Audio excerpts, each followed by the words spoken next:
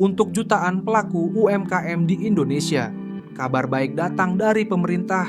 Melalui kebijakan penghapusan kredit macet, pelaku UMKM kini mendapat napas baru untuk bangkit dan berkontribusi bagi ekonomi nasional.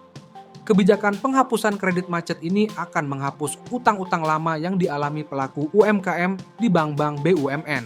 Utang ini bukan hanya muncul dari satu krisis saja, tetapi dari krisis besar yang pernah melanda perekonomian Indonesia, mulai dari krisis moneter 1997, krisis global 2008, hingga pandemi COVID-19.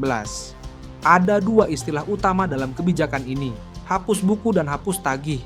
Hapus buku berarti utang dicoret dari neraca bank, tapi hak penagihan tetap ada. Hapus tagih adalah penghapusan utang beserta hak tagihnya, yang artinya pelaku UMKM terbebas dari utang tersebut. Kebijakan ini akan membantu sekitar 5 hingga 6 juta pelaku UMKM dari berbagai sektor, seperti nelayan, petani, pedagang kecil, hingga perajin.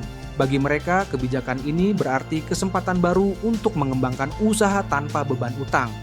Dengan terbebasnya jutaan pelaku UMKM dari beban utang, roda ekonomi akan berputar lebih cepat. UMKM yang sebelumnya kesulitan mengakses kredit kini bisa kembali bekerja sama dengan bank tanpa harus bergantung pada rentenir atau pinjaman online dengan bunga tinggi. Tak hanya itu, pemerintah juga mendorong digitalisasi UMKM sebagai langkah untuk mendukung pertumbuhan ekonomi inklusif. Targetnya, 30 juta UMKM terdigitalisasi pada akhir tahun 2024.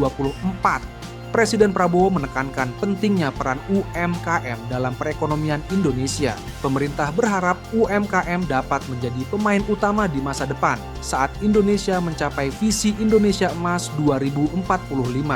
Melalui kebijakan yang mendukung dan transformasi digital, UMKM diproyeksikan menjadi kekuatan ekonomi yang besar. Dengan kebijakan penghapusan kredit macet dan dukungan digitalisasi, UMKM Indonesia siap melangkah menuju era baru.